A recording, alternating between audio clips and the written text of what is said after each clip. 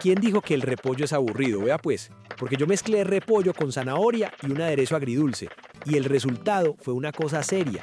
De esas que uno prueba y dice, no, esto fue brutal. Así que ponga cuidado desde ya porque esta ensalada está fácil, pero con un sabor que sorprende, ¿cierto? Inicio con medio repollo blanco.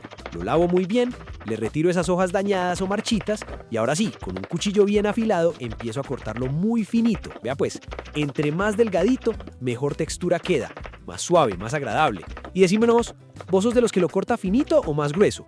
Porque eso cambia todo. Si usted ve este video y no se suscribe, el algoritmo piensa que usted entró aquí por error y la próxima vez le va a recomendar videos de cómo tejer calcetines en vez de mis ensaladas. No me hágase daño, hombre. Dele clic al botón rojo, active la campana y mantengamos este parche vivo, que lo que viene es pura sazón de la buena y mucha risa.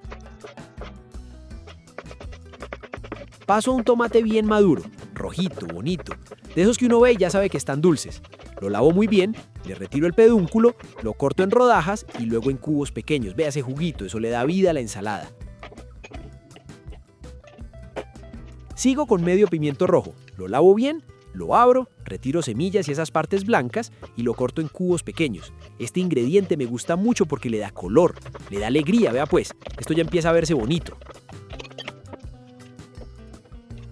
Voy ahora con media cebolla roja, la limpio bien, retiro la primera capa y la corto muy finamente. Vea, aquí un truquito. Si sentís que está muy fuerte, la puedes pasar por un poquito de agua. Pero a mí me gusta así porque le da carácter. ¿Vos cómo la preferís? ¿Suave o con ese picantico? ¿Ven el video completico? Se les hace agua a la boca con ese colorido y se van yendo así como si nada, sin dejar ni un saludo. No me dejen morir así, que sus comentarios son la vitamina que este canal necesita para que el algoritmo no nos eche al olvido. Cuéntenme si se comerían este platico así tal cual o si son de los que le quitan la cebolla. Pero digan algo, que el silencio me tiene cabezón. Sigo con media zanahoria, la lavo bien, le retiro la piel y la rayo finamente. Vea pues, este color naranja ya empieza a levantar todo y además la zanahoria aporta dulzor natural, fibra, o sea, suma por todo lado. Ahora voy con un cuarto de manojo de cilantro fresco, bien lavado, bien seleccionado, lo corto muy finamente. Este es de esos ingredientes que uno ama o no tanto, pero vea, en esta ensalada queda perfecto, le da frescura. Contame vos, ¿te gusta el cilantro o sos de los que dice mejor sin eso? Ahora sí, llegó el momento bueno. En una ensaladera empiezo a agregar todo. El repollo, el tomate, el pimiento rojo, la zanahoria, la cebolla roja y el cilantro. Vea esa mezcla. Eso ya tiene pinta de que va a quedar espectacular.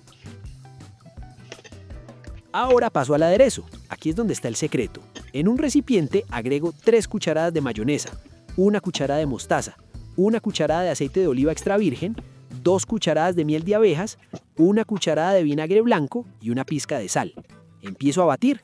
Vea pues, esto se va volviendo una mezcla cremosa, brillante, con ese equilibrio entre dulce y ácido. Este condimento es mi preferido en esta receta, porque es el que transforma todo, ¿cierto? Ahora incorporo el aderezo a la ensalada y empiezo a mezclar suavemente, sin afán, con cariño, viendo cómo cada ingrediente se va cubriendo, cómo todo se integra.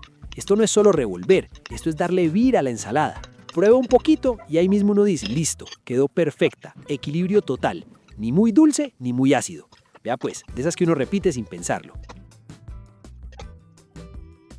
Sirvo y listo. Esta ensalada queda perfecta para acompañar un almuerzo, una carne asada, un pollito o incluso sola, porque es fresca, ligera y muy completa. Tenés fibra, vitaminas, buena grasa, o sea, queda rica y además te hace bien.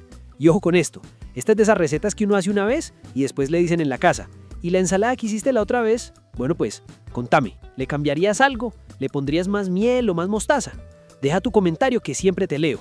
Dale me gusta, compartí esta receta con alguien que le guste comer rico sin complicarse. Suscríbete a Qué Rico Recetas. Y decime pues, ¿la harías o qué?